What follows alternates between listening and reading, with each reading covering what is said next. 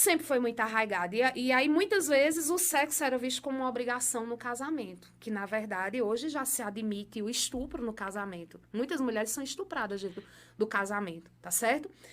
Dentro dos relacionamentos. Então, a Lei Maria da Penha tipificou a violência sexual, tipificou a violência psicológica, que hoje eu acho que é a mais cruel. Olá, meus amigos, você vai assistir mais um corte do podcast Papo Informativo. Não se esqueça de se inscrever em nosso canal, ativar o sininho de notificação e deixar o seu like. E compartilhe para os amigos assistir este vídeo. É para entender o que juridicamente a gente poderia fazer para melhorar, porque a minha intenção sempre foi promover alguma mudança, alguma melhoria. E aí o objeto da minha tese, da minha dissertação no mestrado, foi a incidência, na época não tinha Lei Maria da Penha, a Lei Maria da Penha foi em 2006, tá? E na época que eu entrei no mestrado, em 2004, não tinha a Lei Maria da Penha. Então, a maioria dos crimes contra a mulher, eles eram processados nos juizados especiais. A Lei dos Juizados Especiais, Cíveis e Criminais, ela é de 1999. Então, no Juizado Especial Criminal, ele tem competência para julgar os chamados crimes de menor potencial ofensivo, né? Só que a lei colocava lá crimes de menor potencial ofensivo, aqueles que tinham, na época tinha pena, não sei se mudou alguma coisa agora, penal não é minha área, quem foi meu aluno sabe, né? Mas na época, todos aqueles crimes que tinham pena prevista até 2 anos, tá? E nesse rol estava inserida as lesões corporais, que a maioria das mulheres vítimas de violência, pelo menos a questão da violência física, porque existem outros tipos de violência que na época não eram tão faladas, né? Então, a maioria das mulheres vítimas de violência física se enquadravam justamente na lesão corporal de natureza leve. Por quê? Porque o Código Penal colocava como natureza leve aquela que te deixa com incapacidade por até 30 dias. Né? Então, assim, eu achava absurdo. Imagina o que é uma mulher apanhar do marido, ou do companheiro, ou do pai, ou de uma pessoa que tem uma relação íntima, doméstica com ela, e passar 30 dias incapaz de trabalhar por conta daquela surra, e isso ainda ser considerado uma lesão corporal de natureza leve. Repare o que é, né? Então, eu fiquei indignada com aquilo. Eu disse, eu vou ter que ir nos juizados para estudar e ver o que é que acontece com esse agressor.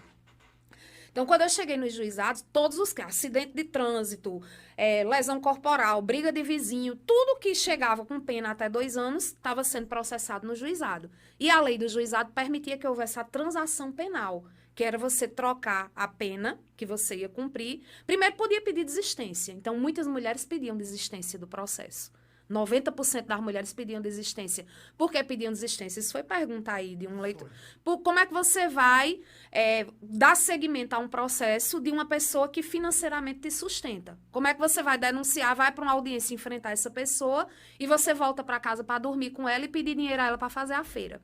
Né? Então, esse era o primeiro entrave que acontecia. E é uma pergunta, né? Antes de perder esse time, o Richard de Gladys perguntou, como é que a justiça vai garantir para a mulher o sustento se ela vive sustentada pelo homem?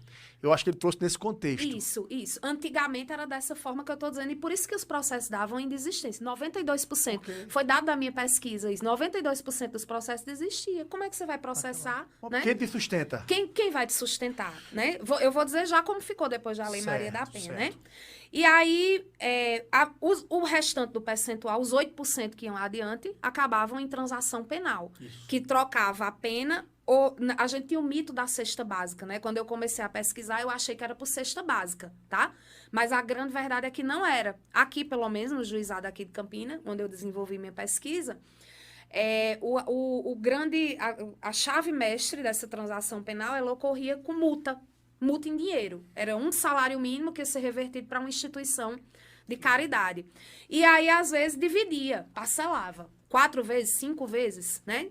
E aí, quando eu terminei a minha pesquisa, eu disse, então é assim, você bate na sua mulher e você parcela o pagamento daquela surra e não acontece nada com o agressor, porque a verdade era essa. Chegava nesse ponto, pagava uma multa e ficava por isso mesmo, né? Então, uma das sugestões da minha pesquisa era exatamente a mudança legislativa, que houve. Não foi a mudança legislativa por conta da minha pesquisa, não. Tanto que quando eu estava apresentando a minha dissertação, a Lei Maria da Penha entrou em vigor. Mas a Lei Maria da Penha mudou isso, mudou essa realidade. Por quê? Porque tirou a competência de processamento dos crimes de violência doméstica dos juizados especiais criminais, tá? E a partir do momento que retira, tirou, por exemplo, a possibilidade da transação penal, que já dá aquele sentimento de punição para o agressor, porque você não vai poder mais transacionar para pagar uma multa ou pagar uma cesta básica e ficar por isso mesmo. Você agora vai cumprir uma pena, se realmente ficar, né, caracterizado, porque tem algumas situações que se mostram abusivas, né? Então, se realmente ficar caracterizado isso, você vai ter que cumprir uma pena com os rigores do Código Penal, tá?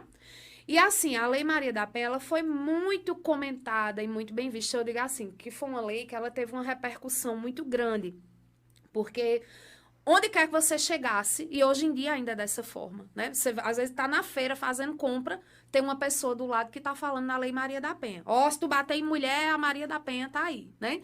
Então, só essa repercussão que a lei tem, ela já dá um alcance muito maior para a problemática feminina. E as mudanças que ela trouxe também foram louváveis. Ela é uma lei que ela conceituou os tipos de violência. Hoje, a violência que é conceituada na Lei Maria da Penha não é só a violência física. A gente tem a violência psicológica, que é muito séria. A gente tem a violência sexual, que na nossa legislação brasileira, a violência sexual dentro do matrimônio, por exemplo, durante muito tempo não era tipificado como crime. É um dever, manter um relacionamento sexual com seu parceiro, com seu cônjuge, o seu companheiro, é uma obrigação da mulher, né? Aquele senhorzinho da novela que chegava e dizia, fulana, se ajeita que hoje eu vou lhe usar, né? Já morreu, né? Vou lhe usar, né? Então, era daquele jeito, ali era o contexto. A tendência, né? E aí claro, a gente vem de uma sociedade patriarcal, a gente tem essa cultura. Machista também, né? Então, isso sempre foi muito arraigado. E aí, muitas vezes, o sexo era visto como uma obrigação no casamento. Que, na verdade, hoje já se admite o estupro no casamento. Muitas mulheres são estupradas do casamento, tá certo? Dentro dos relacionamentos. Então, a Lei Maria da Penha tipificou a violência sexual, tipificou a violência psicológica, que hoje eu acho que é a mais cruel. Pelo que eu vejo com as mulheres que sofrem violência, os danos da violência psicológica, eles são até maiores do que da violência física. Tá? Porque apanhou, quando você se distancia, você melhora aquelas cicatrizes físicas, a tendência é ir apagando aquilo ali da sua memória. Muita gente consegue se reconstruir.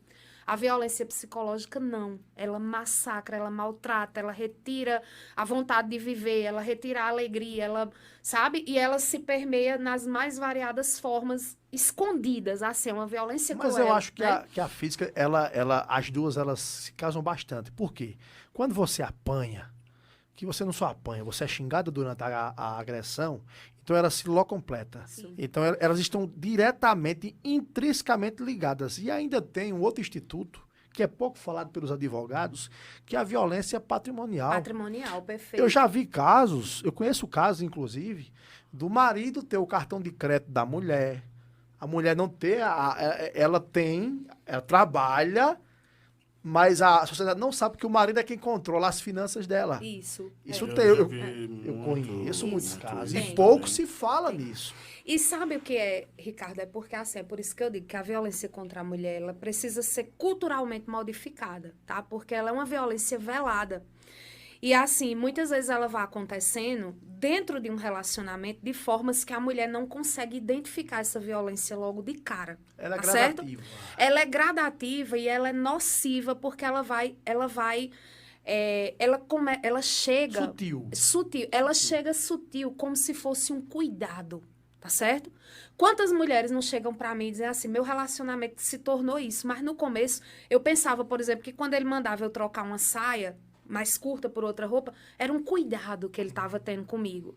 Quando eu ia trabalhar, que ele dizia, não vá não, hoje não, fica aqui comigo, eu pensei que é porque ele queria a minha companhia. Mas não era. Não era. Era ciúme. Escolhendo, né? Quando ele ia me buscar na porta do meu trabalho, ou na porta da manicure, ou na porta da casa da minha mãe, eu pensei que é porque ele estava abrindo mão da vida dele para me dar uma carona, para eu não ter que pegar um transporte. Mas aquilo é uma forma de você... limitar a pessoa, sabe? E isso vai... Sufocando. Vai aumentando e vai sufocando e a pessoa não percebe. Quando vê, tá confinada dentro de casa, trancada, não usa mais o que quer, não come mais o que quer, não dorme com medo, não recebe ligação, seu celular é tucalhado, suas senhas bancárias estão na posse de outra pessoa, tem acesso ao seu e-mail, e sua vida se torna um inferno, muitas vezes até por uma mensagem, um comentário, uma curtida numa foto. né? Não, mas fulano curtiu sua foto. O mundo se acaba por conta disso.